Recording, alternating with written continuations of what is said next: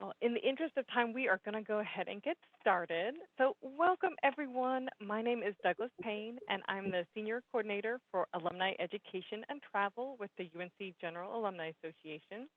I am so excited to hear from UNC alumna Chanda Douglas-Ward this evening on understanding your benefits.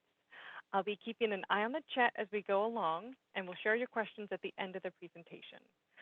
Before we get started, we'd like to say thank you to all of our GA members here tonight. Your membership dues help make events like these possible. Shonda, over to you. All right.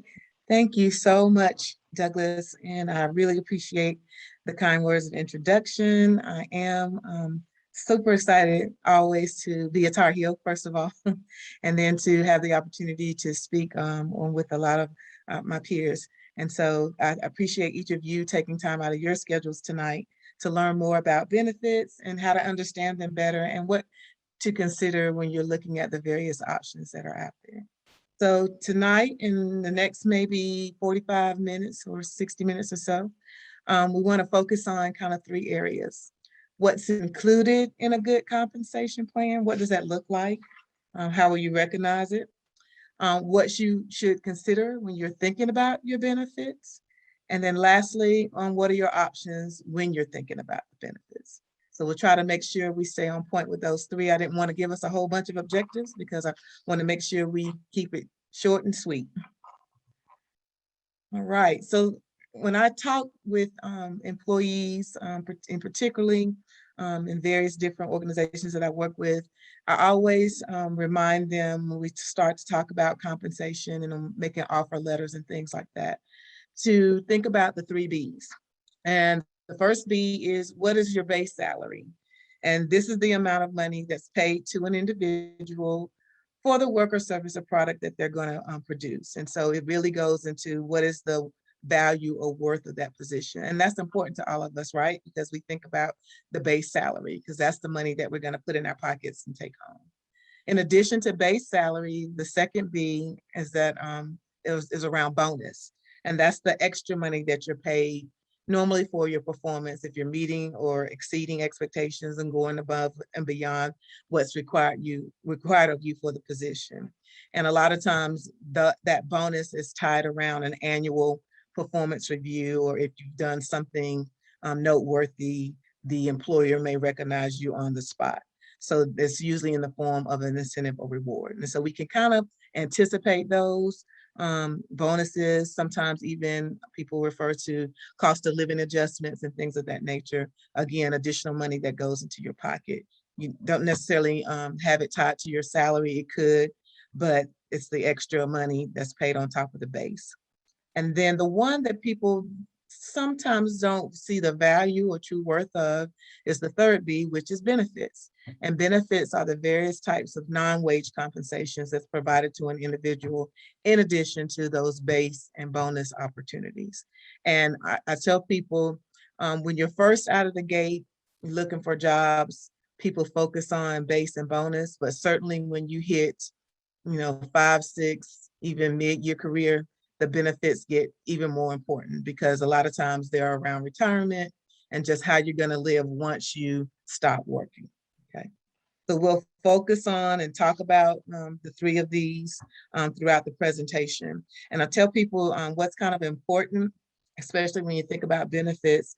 Benefits are usually 18 to 23% of your base. So when you think about that, if you had to pay some of those things or all of those things out of your pocket, that's significant and it could really impact your base salary. And we'll talk through those a little bit more. Okay, so keep those three B's in mind: base, bonus, and benefits. So when you think about what are my options, so let's focus a little bit about health insurance. So health insurance can include medical, your dental, and vision. And so a lot of people are very interested in the medical because if any of you have ever had to go to urgent care or a trip to the hospital, you know that just an hour there could be significant amount of money that you have to pay out of pocket. So really want to focus on medical. And a lot of times we don't have control over the different types of plan because they're based on what the employer provides. But I want you to know when they say this is what they have, this is what it kind of means. So a lot of organizations have, first of all, your fully insured plan or your self-funded plan.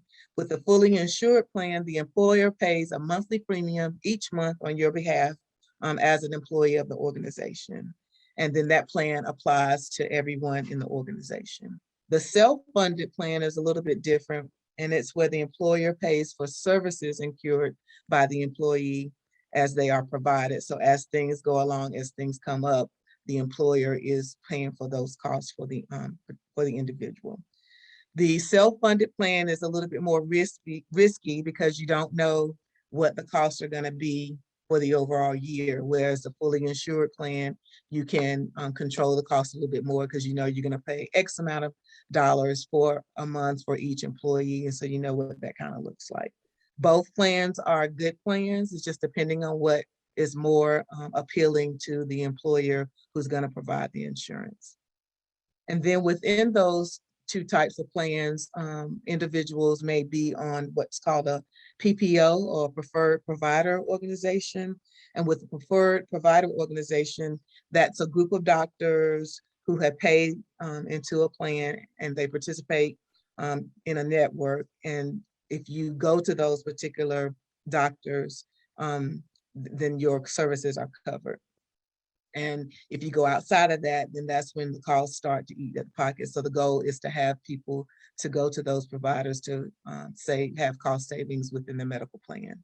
And then the HMO is very similar. The only difference is the PPO is a bunch of providers, where the HMO is more of hospitals and facilities that are in a particular network. And the same thing applies. As long as you go to those individuals that were in that network, you have a cost savings. And then on top of the PPO and the HMO, the employer may provide a couple of different things: a health savings account, which is a HSA, a health reimbursement account, which is a HRA, and then a flexible spending account, which is a SFSA. Whole bunch of that soup. But these are extra ways to put aside dollars for costs that are incurred from a medical perspective. And so you'll see there the health savings account usually is coupled with plans that have high deductibles. And so if you have a deductible that you have to meet either as an individual, as a family, or as employee spouse, employee children or child, the health savings account can help you towards paying those costs. And the nice thing about the money that you put into the HSA is that it's not subject to federal income tax. And we all jump up and down when Uncle Sam doesn't take a piece of the money that we're making. The health reimbursement account, usually that is coupled with plans where the employer can reimburse for medical expenses. So that self-funded plan I was talking about a little bit earlier, you see the HRA coupled with that. And just to back up with the HSA, there's usually no penalties if you don't use it all in 1 year. It'll roll over and you can use it for the next plan year expenses. And even in some cases, there are opportunities that you can use it for other things. It may be taxed, but there's an opportunity to use the dollars maybe to include into your retirement funds and things like that. So a little bit more flexibility than the HRA, where it's strictly set up for medical expenses. And then the last one, the FSA, the flexible spending account, it pays for out-of-pocket medical and dependent care expenses. So it will cover things that are outlined medical, but then you can also use it for those individuals who have children under the age of 13. You can use it for daycare expenses, for camps, summer camps, and things like that. So that's a really nice way to set aside money where you can reimburse yourself when you are invoiced for the services that are provided either through dependent care or medical. So really good additional options when you think about the medical plans and the expenses that you have to pay sometimes. I know a lot of the plans are set up that preventive care is covered 100%, but if you go to a specialist or you do things that are outside that preventive care, it's usually some type of cost to the individual. And these are great ways to kind of satisfy those payments and costs. Okay, so that's the look at the medical, and then the dental plans are pretty, you find them similar and basic across the board. There's usually some type of coverage at routine services at usually 100%, and then major services maybe anywhere from 50 to 80% cover. And so again, those plans that we talked about, the HSA, HRA, and FSA, are ways to cover the costs that aren't under the 100% routine coverage. So lots of options there with the dental plan. And usually, dental plans are covered by the employer, but sometimes they may be an employee-sponsored event, and we'll talk about that in a few minutes as well. And then lastly, just because we're all tied to the computer these days, Vision is another plan that is offered out there, and it's just for basic eye exams. Your glasses and or contacts are covered through those plans. And so a real nice benefit to cover things that are related to vision. Eye surgery or maybe types of eye illnesses or things like that, they revert back and are covered under your medical plan, but just your regular exam and your glasses and hardware, contacts and things of that nature, the vision plans are a great way to save with those benefits. And again, the vision could be covered 100% by the employer, or it may be an employee-sponsored event. All right, so that kind of wraps up what you can expect and what your options may be when you think about your health insurance. And just a few more things when you were thinking about medical, dental, and vision plans. I want you to consider some of these things as well. Who will be covered under your plan? So most times when you work for an organization, the organization will cover your expense or your monthly premium 100%, right? But if you're married and if you have a child or children, does the company cover that cost too? Sometimes they may cover a percentage of it, or they may say, employee, we cover you, but we won't cover your dependents. And so that will be a cost that you will have to incur. But the nice thing about that is the premium cost will be pre-tax. And so whatever the cost is, it will come out prior to taxes being taken out on your income. So that's always a plus.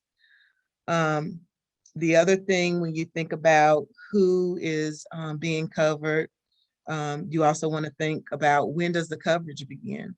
Most times when you start with the organization, there may be what they call a waiting period. And so you may go into work, but your benefits start 30 days after you start and the first of the month. Or it may be an employer who says the very first day you begin work, you're covered.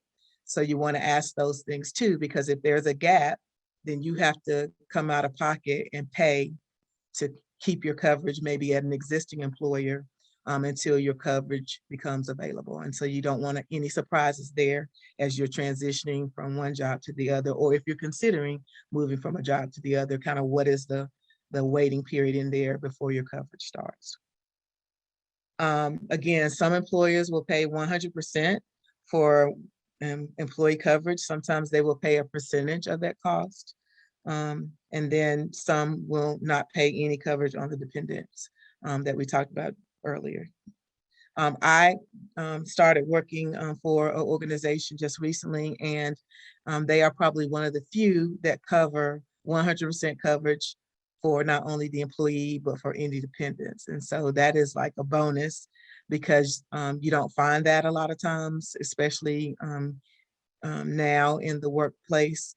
And usually that cost is pushed back on at some percentage level to the employee. So if you can find those gems that are still out there, that is truly a plus plus. Let me see what else I wanted to tell you about that. Again, the pre-tax, let me go back, the employer sponsored versus the employee sponsored. If the employer is sponsoring it, that means they're usually covering the cost at 100% or some percentage of it. And then the same thing, if it's employee sponsored, that means that the employee, the individual, is paying either 100% or some percentage of the cost for any of those benefits, be it medical, dental, or vision. And then pre-tax versus post-tax. Again, any deductions that you can have pre-tax is great because that means the deduction comes out before Uncle Sam takes his portion. And so the smaller we can leave for Uncle Sam, the better we are. So if you could get the benefit pre-tax, that's how you want to set up. There are some benefits that are not pre-tax eligible, and so they come out after taxes come out. And so a lot of times you'll find those kind of extra plans that employers offer that are at the post-tax level. And I'll speak to those a little bit later in the presentation. Okay, so just some things, think about your coverage, who is covered, when it's gonna start, the cost that you may have to incur when you're waiting or as you transition from one position to the other. Who's sponsoring the plan? Is it the employer or the employee? And then what are your options when it comes to pre-tax and post-tax? All right. So employee sponsor, on top of the medical, dental, and vision, the employer might sponsor. Here are a couple of other things that the employee may sponsor. Life insurance, and that's really important if something should happen to you, heaven forbid. But if something does happen, you know, who do you have set up as a beneficiary that will receive your life benefit? And usually when you think about life insurance, it's either at a set dollar amount or it's based on a salary with a cap. So for example, an organization may say for every individual who works for this organization, we're gonna have a $20,000 life insurance policy that we'll pay for. Or they may say an individual is qualified for 2 times their salary with a cap of 50,000. So if you make $60,000, you would cap at 50,000 or whatever the base that they set for that. So so life insurance is important. You want to kind of pay attention to it. In addition to that, a lot of times, well, I'll talk about that a little bit later. I'm jumping ahead of myself. In addition, usually with that life insurance, there's a policy for accidental death and dismemberment. So if there's an accident and you pass away, or again, heaven forbid, you lose a limb or something like that, there's that coverage that's included with that life insurance. And again, usually the employer sponsors that because those two kind of come together. And then short-term and long-term disability, a lot of times employers will sponsor that as well. If you're away from work for any type of surgery, illness, pregnancy for women, the short-term disability may kick in and cover you for your salary if you're out for an extended time. And usually that's 6 weeks is usually kind of like the minimum that you see. Usually, again, there's a waiting period depending on the type of insurance the employer gets. It may be a waiting period of 5 days, 7 days, whatever days that they determine. And then once you meet that eligibility, then you are covered through the short-term disability. And the thing about the short-term and long-term is a percentage of your salary. So you don't get your full salary, but you usually get a percentage of it, which is great because it keeps you getting paid while you're out, while you're sick. So those are important. And you'll see I have normally they are paid 100% if they're offered by the employer and there's no cost to the employee. The nice thing about them is particularly the life insurance, not so much the disability insurance, but you can purchase more if the 15,000 or 20,000 that they're offering isn't enough and you want more. Usually there's an opportunity for you to buy that out of pocket at a post-tax rate. But that option is there if you think that you want to get more. And usually if you leave an organization, you can take the life insurance with you. It's a portable benefit. And that's what that means when it's portable. You can continue that insurance after you leave, and it's usually locked in at the cost that you pay or that the organization was paying while you were employed. So that's always a nice thing. You don't have to go out kind of looking for more. You can take it with you when you leave. Okay. So I've seen some trends in the industry where short-term disability may be offered, but not long-term, or long-term may be offered and not short-term, because the company may have some type of leave or paid leave that they have within the organization. So those aren't always necessarily offered, but usually there's that life and AD&D that comes with being part of the benefits package. All right. And then my favorite, as I've gotten older, is the retirement options. And there are so many options out there. And I will certainly make a disclaimer that I am not a retirement guru. I just know just enough to be dangerous and to share a little bit with you tonight, but I definitely encourage you to understand the plan that your employer has. And if nothing else, take advantage of all the things that come with it. So when you look at retirement options, usually when you go to work for an employer, they don't automatically start you right off the bat in their retirement plan. And so usually there's a little waiting period, but most of them have what's called a 403B plan.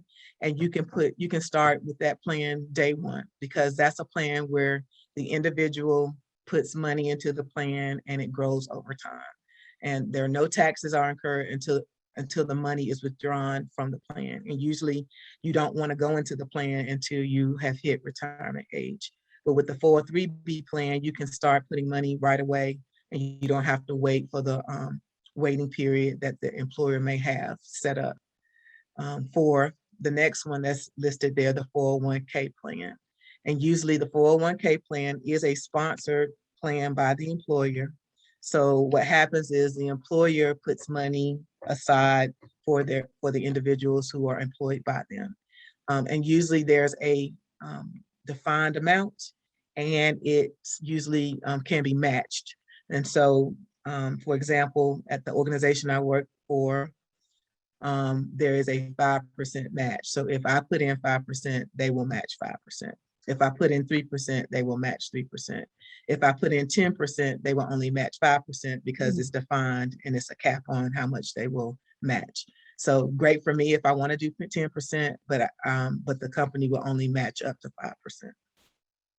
And there's a couple of ways you can do that. You can usually do it through a traditional IRA, or you can do it through a Roth. And again, I don't know all the intricacies of each one, but again, I invite you and encourage you to ask the questions to see which one fits kind of what you're trying to achieve long term.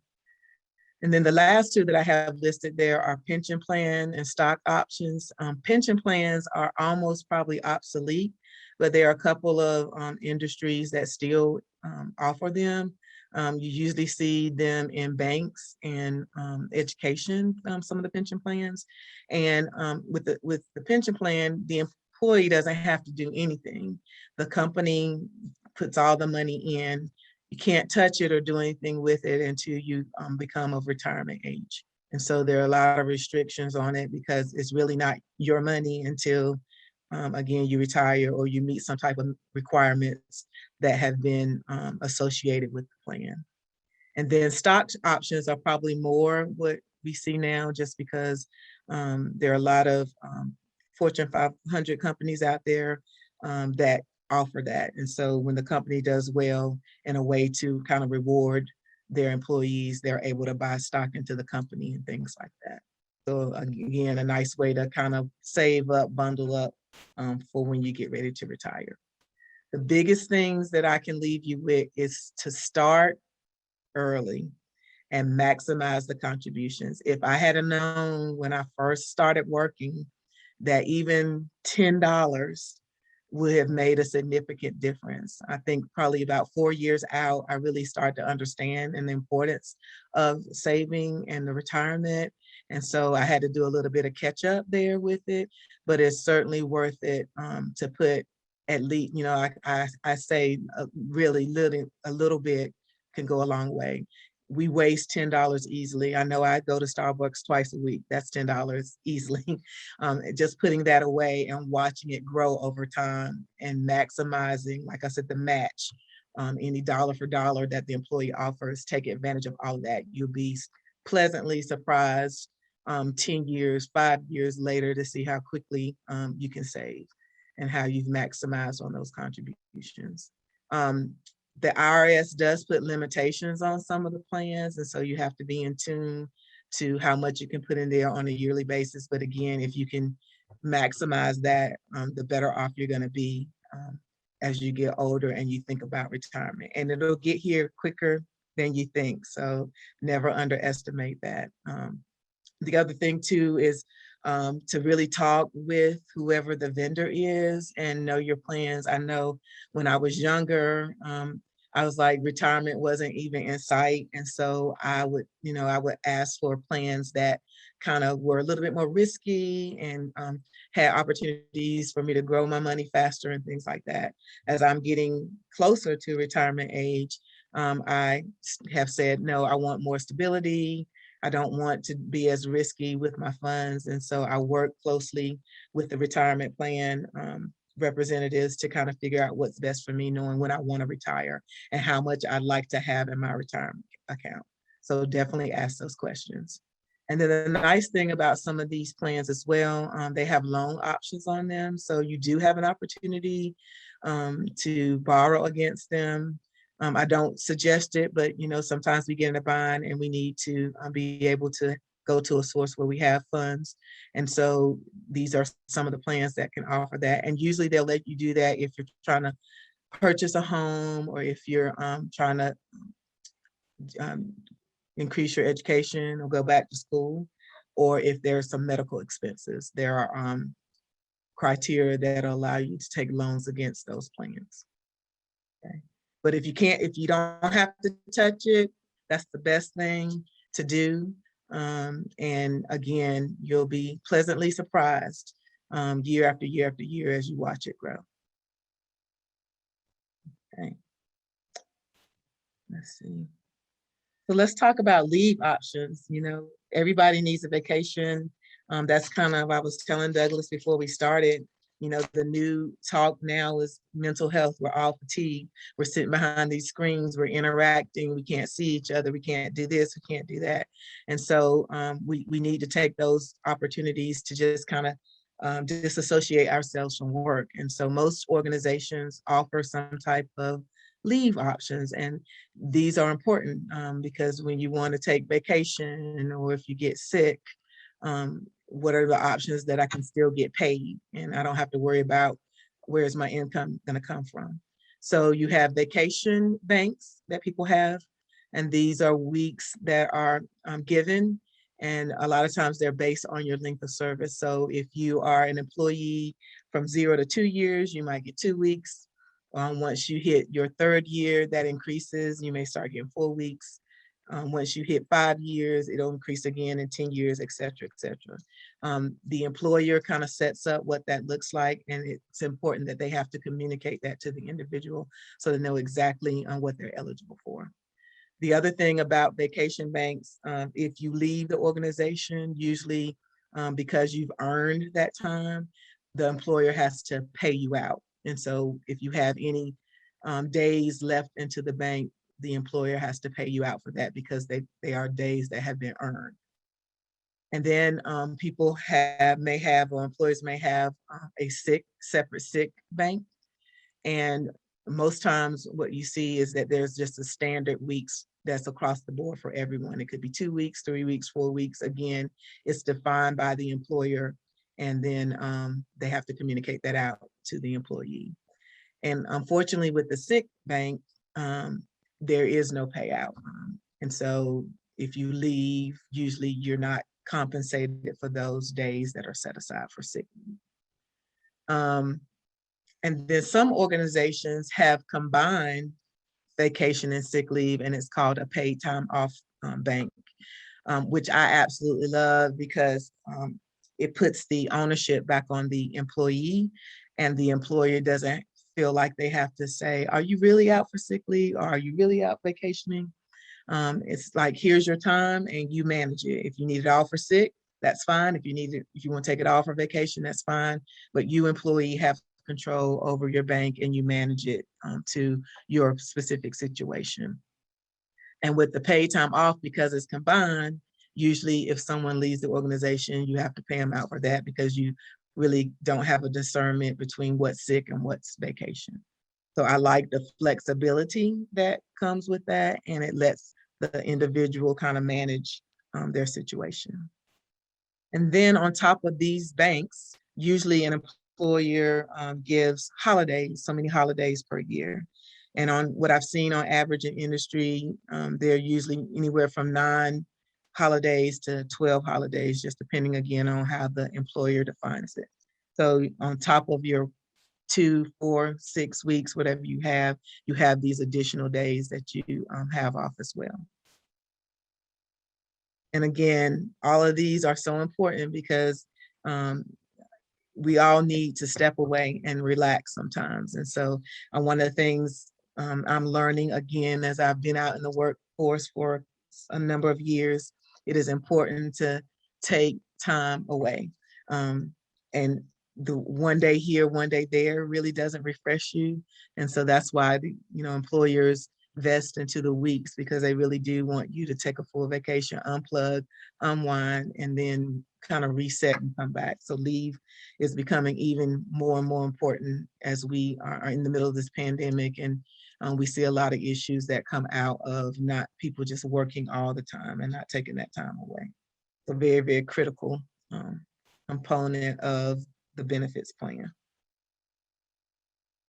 All right. And then what are some additional benefits to consider when you're thinking about who you're going to work for, what kind of company you're going to work for? These come into play as well. And so employee assistance program, I love these because a lot of times people may have hardships. It's kind of the best way I can describe it, whether it be financial, dealing with children, anything that people want maybe more advice on. I tell people I'm not a psychiatrist or a psychologist. I can help you with your benefits, but if you have things that you want to really talk to people about, and the employee assistance program is the way to go. They have counselors and folks who deal with everyday issues. And so it's an opportunity for the employee to kind of pick up the phone and say, hey, I have this issue. Can I talk with you? Can I work with you? Usually you get 3 to 4 sessions with the counselors or whoever the person that's the representative for the EAP, and they work with you to kind of help you resolve those issues.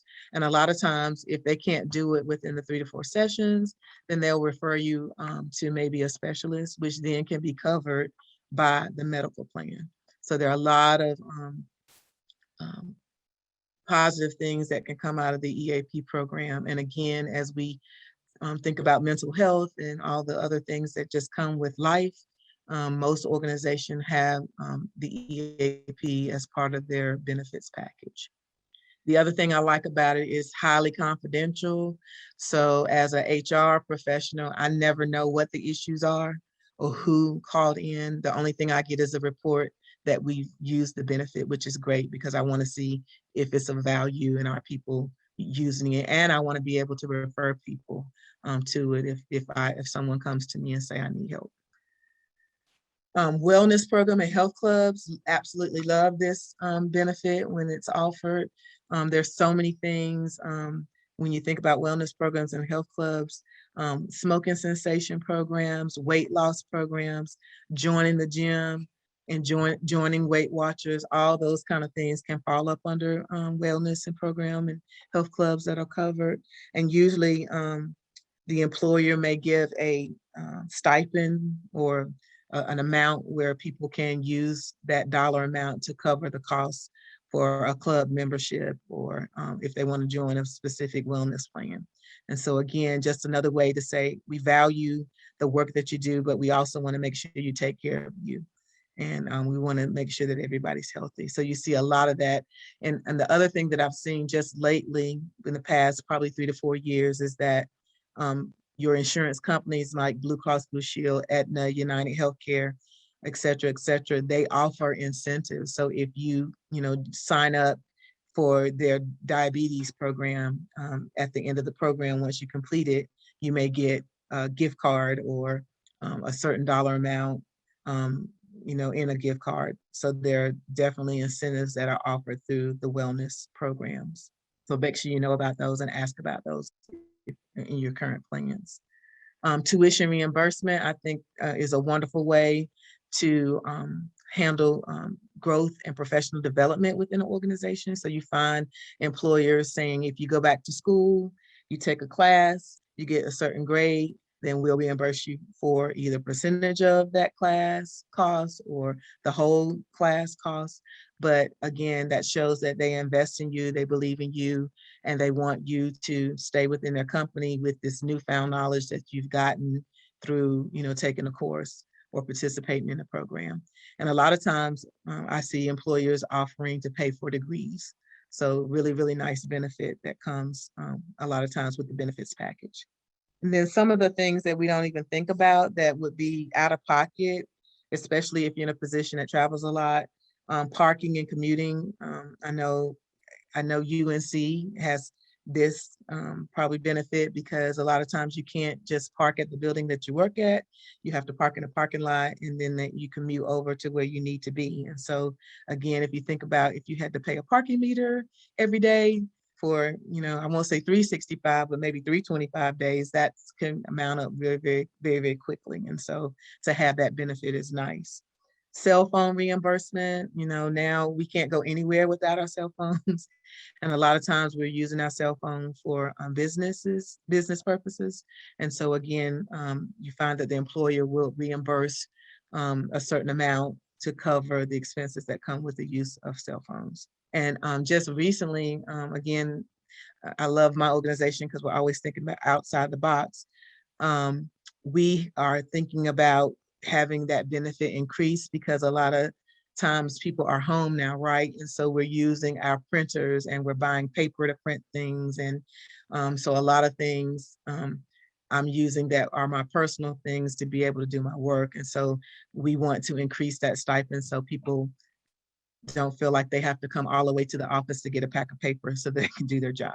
So they can just run up to the nearest Office Depot or whatever, Staples, and pick that up because they have that expense built into their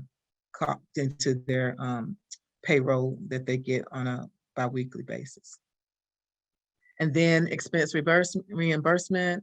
A lot of companies just do this if you're doing anything on behalf of the business, travel and things of that nature. There's an expense reimbursement policy to cover those types of costs.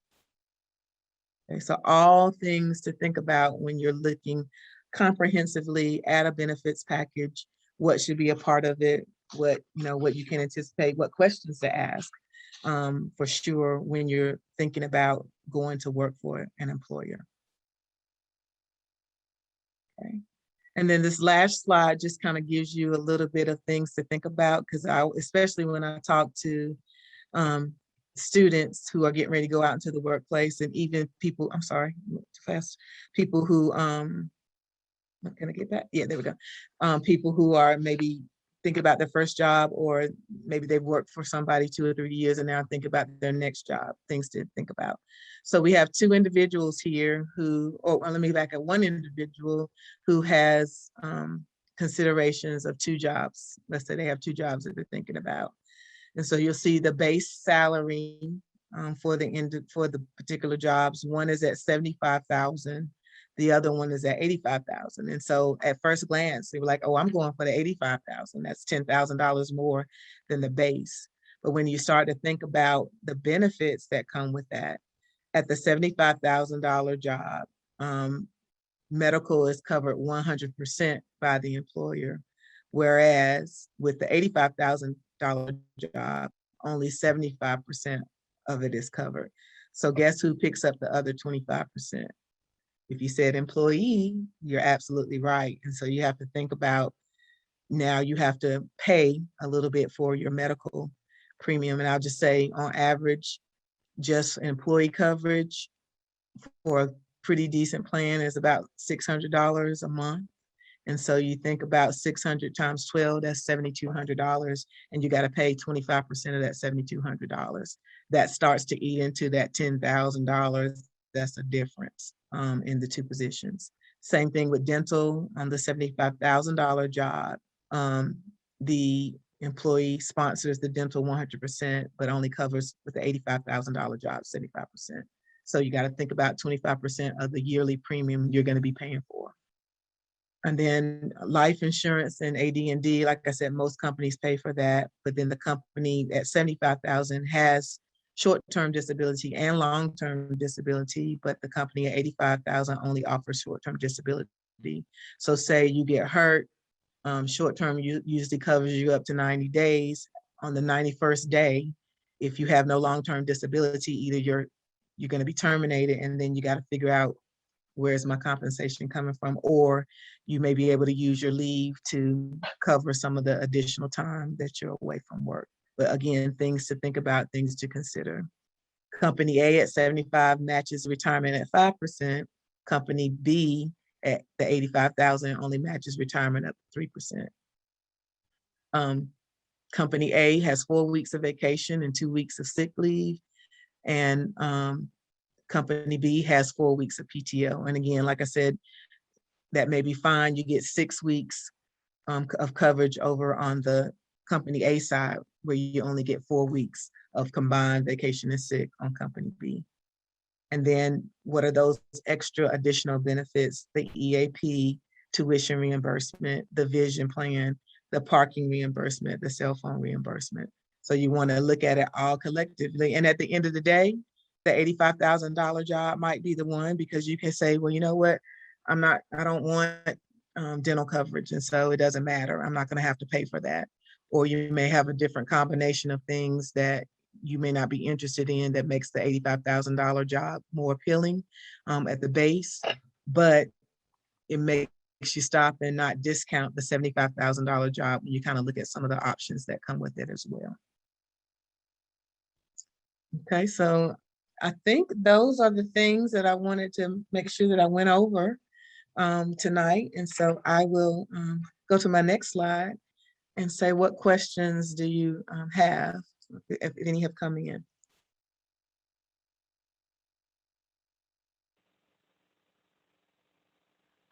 Brian asked a good question. He asked, are any of the benefits discussed negotiable when starting a new position?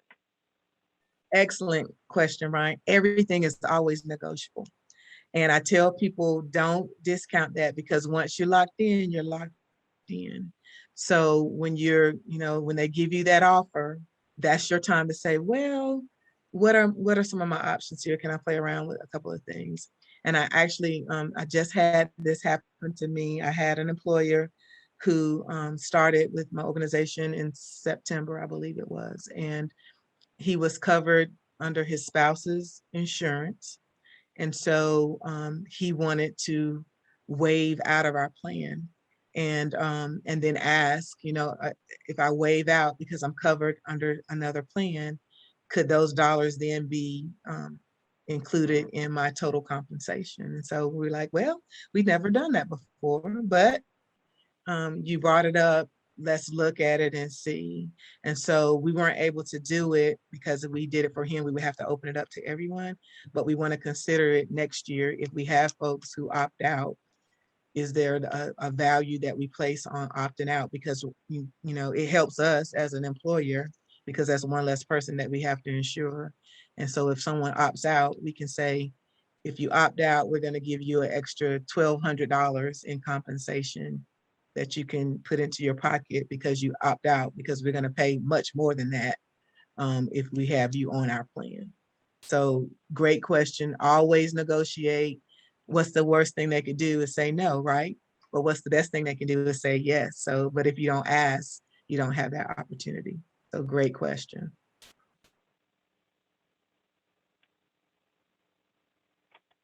I don't see any other questions in the chat right now, so I'll wait to see if some come in.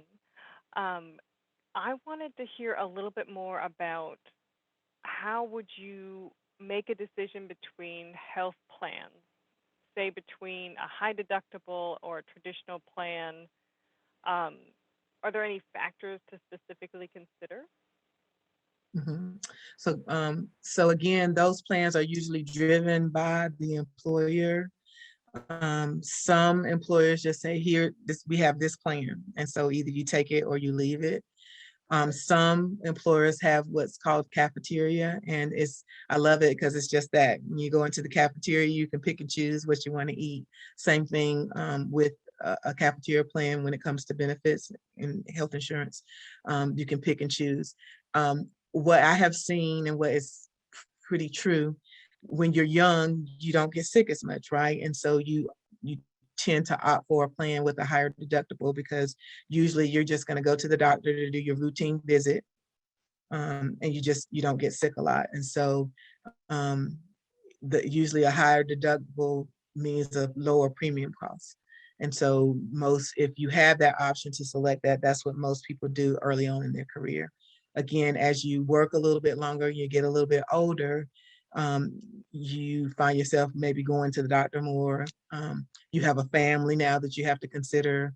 And so you find people going more towards a traditional plan, one that has a lower deductible. It might cost a little bit more, but you're just going to balance itself out because you're going to visit the doctor outside of just your routine. You may have something that you need to go for a specialist or something that you're referred to.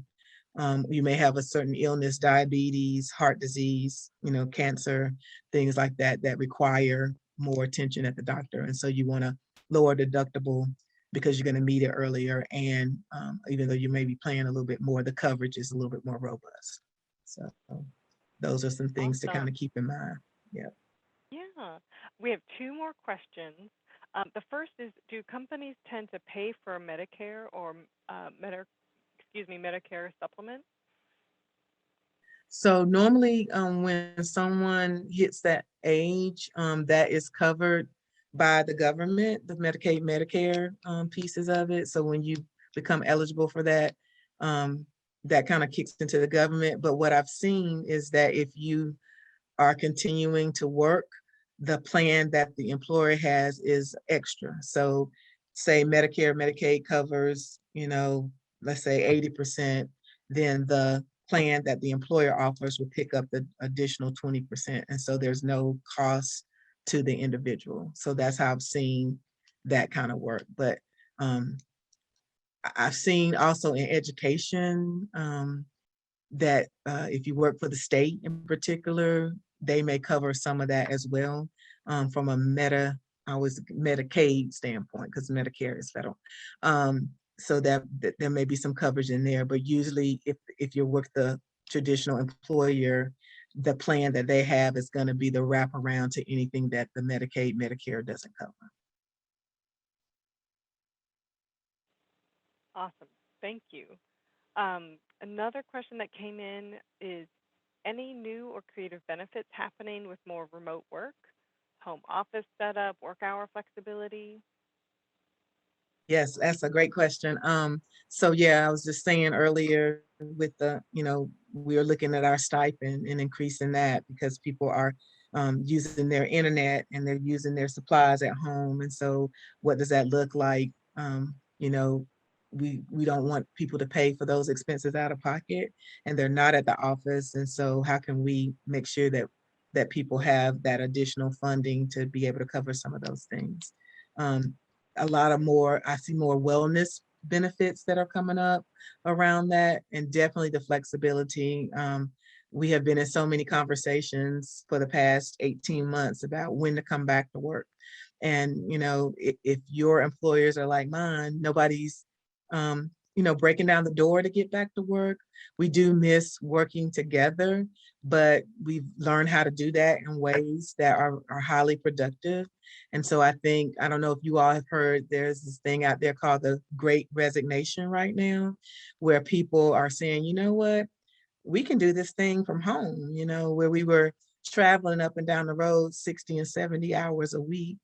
We can get on a Zoom and accomplish some of the same things. And so those employers who are respecting that and figuring out how to make things like that work are the ones that are going to keep employees or either attract employees to their organizations. And those that aren't are going to find that they're going to feel the brunt of the great resignation because people know that they can do it and be productive, and in some cases have been even more productive and save money by Zoom, interacting in different ways than the traditional way that we all had come accustomed to.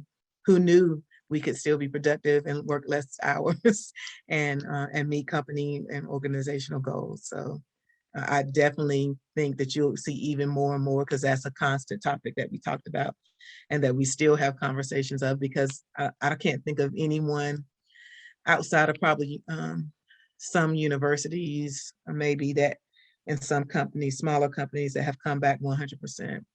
Um, and even those who want to come back, like I think about the food industry, um, they're struggling right now. Every McDonald's, Wendy's, Chick-fil-A, whoever, they're struggling. You see, we're hiring, and they're hiring at not only base, but bonus right off, just signing on and saying that you'll come work. So there has to be that flexibility and to keep those kind of things in mind if you want to get quality employees and you want to retain them. Yes, well, I think we're all waiting to see what changes come about. Um, a couple more questions have popped up in the chat. One is about FSA spending accounts, and then another is about family leave. Okay. So the one about flexible spending accounts, this person says it seems hard to estimate expenses, and the loss of unspent money at the end of the year seems to lessen the tax benefit. For example, at a 30% tax bracket, $1,000 saves $300 on taxes, but if you don't spend greater than $700, then one is losing money. Could you speak more to that? Yep. And that's exactly how it works. And I think that's why HSAs and HRAs have popped up. But with the FSA, yeah, you do kind of have to monitor and think about how much you should put in there, because it could become a disadvantage if you can't use what you've put away. I know to kind of avoid some of that, the plans have extended how long you have to put your expenses in, to avoid some of that. So they stretch it out, usually an additional 3 months or so, for you. And then they've actually added some different services that can be covered that may not necessarily have been covered in the past. Because the goal is, we definitely don't want people to lose money, but you're right, you have to really be in tune to how much you're going to spend. And, I always tell people, if you get to the end, start thinking about, have you had your mammogram? Have you had your colonoscopy? Have you, think of things that you normally probably wouldn't venture out to do. Do you need a new pair of glasses? If you're wearing contacts, or get an extra supply of those. But just trying to maneuver through that, and anticipate what the expenses will be, because we can't predict that, unfortunately. But again, the hope is that the plan is still a benefit and that people get the advantage of it. Awesome. The next question on family leave Mhm.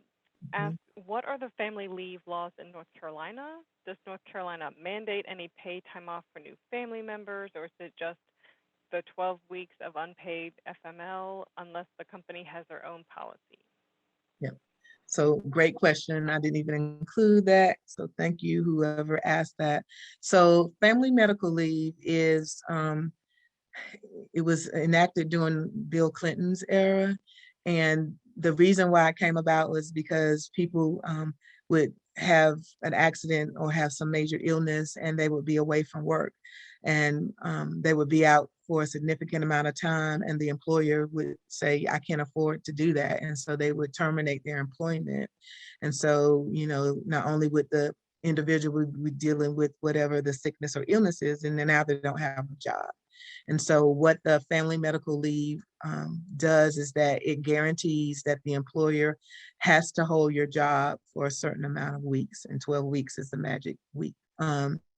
If it's illness that you personally are facing, or if it's someone that you're a caregiver for, or their extended benefits if it's military spouse and or military personnel.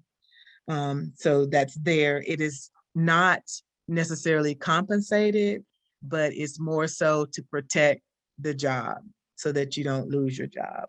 And it's normally, most companies will couple it with sick leave time or vacation time. So if you're out for 12 weeks, if you have enough vacation, sick, or PTO, you can use that time to continue to get paid, because the benefit is just job protected, but not compensated protected. So that's kind of the difference. And I know I've seen people use it. We talked about short-term disability. There's usually a waiting period in there. And so you can use your vacation time, FMLA time, and short-term disability to keep you compensated through that. So think of FMLA or family medical leave as job protection, where all the other ones are compensation protection. Great. A follow-up question is, does North Carolina mandate that, I'm sorry, let me read that again. So North Carolina does not mandate that any of the FMLA is paid. Thinking of California, where they mandate that some, if not all, of the FMLA is paid. Yep. And so you're absolutely right. I have employees out in California. And so I tell California is always the state that tests everything, and I love it. So there are different rules in North Carolina. So it's not mandated to be paid in North Carolina. The other thing too is that an employer does not have to offer it unless they have 50 or more employees in a certain mile radius. I think a 75-mile radius.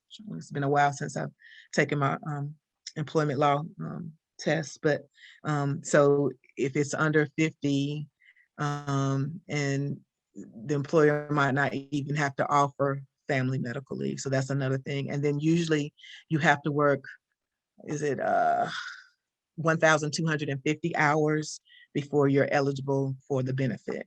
And so yes, that's another thing to have to keep in mind as well. Wow, thank you. That was really good information. We have one last question, and this person asks, if a signing bonus is not brought up during the hiring process, would you recommend suggesting it during negotiations? Oh boy, y'all gonna get me in trouble. So what I'll say is, because we're in the Great Resignation time frame, ask, bring it up, because if you are a very if you are the top candidate, which if you're being given an offer that says that they want you, and so um, if if the company really wants to get you there, and that's a way to negotiate to get what you want, I think that is something that you can certainly put on the table. Um, because again, it's very hard to find talent, and when we as an employer see that, we're willing to be a little bit more open to get the ideal person that we think not only has the technical skills to do the job, but is a good cultural fit for our organization too. And that's important, just as important, because most people come to the table with the skills and abilities, but you want to make sure you have the right fit, because that's where the turnover usually comes when people come on board and they're just not a good fit for the organization. So yeah, so I say ask. Again, if you don't ask, the worst thing they can do is say no. The best thing they can do is say yes. Mm-hmm. Um, I think we've got time for just a few more questions, and they are coming in. This is such good information. Thank you. Are there any differences between for benefits for nonprofit versus for-profit companies, broadly speaking? Okay. I love that question, because I have worked for nonprofits my whole career after I've left UNC. I've worked for about 7 or 8 different nonprofits. I haven't worked for profit organizations, so I can't give you a good perspective, but what I can say is that a lot of the benefits are driven by the budget. As you can imagine, personnel, human capital is the biggest piece of most organizations' budget. And so you have to really find the balance that works not only for the individuals that you're hiring, but what works for the organization. So just because a company is for profit doesn't necessarily mean that they have better benefits than a nonprofit. And I will say that a lot of times nonprofits have better benefits because they don't necessarily pay as much as profit organizations. So, for me, I'm very in tune to working for organizations that are mission driven and have a purpose and a meaning behind it. And so with that, I know that I could probably go somewhere else and make a lot more money. But if I'm with an organization that has great benefits and a pretty good salary, that's where I want to be. So it's a conscious effort of where you want to be, but I wouldn't necessarily say that because it's a profit organization versus a nonprofit that the benefits are better for one another. It just depends on the strategy that the organization wants to use um, in hiring individuals to come work for their organization. Again, But such a good answer. I'll put a plug in for the nonprofits. Absolutely love them. I work for several different nonprofits, and yeah, the with the money, the benefits, and the feeling that you get, and the impact that you see, it's a lot, and I love it. And I know, one of the things I enjoy and I've seen that universities and colleges have implemented is that social component, and that's a big thing that's in the industry now. What's the social responsibility of an organization, and what are they doing to make change? And so even from a profit world, I see lots of organizations coupling with nonprofits because they want to show that they're doing good within their backyards, communities, all the way around. Cheers. Okay, we are at time. This has been such a great discussion. Um, I was hoping we had just 30 seconds to ask one more question about the FMLA leave. This is generating a lot of discussion, and it is about if you work for a company in another state, is that company governed by the laws of the state the company is in or the state the employee works? So usually we have to look at where the individuals work. Like I was saying, I have about 10 employees who work in California.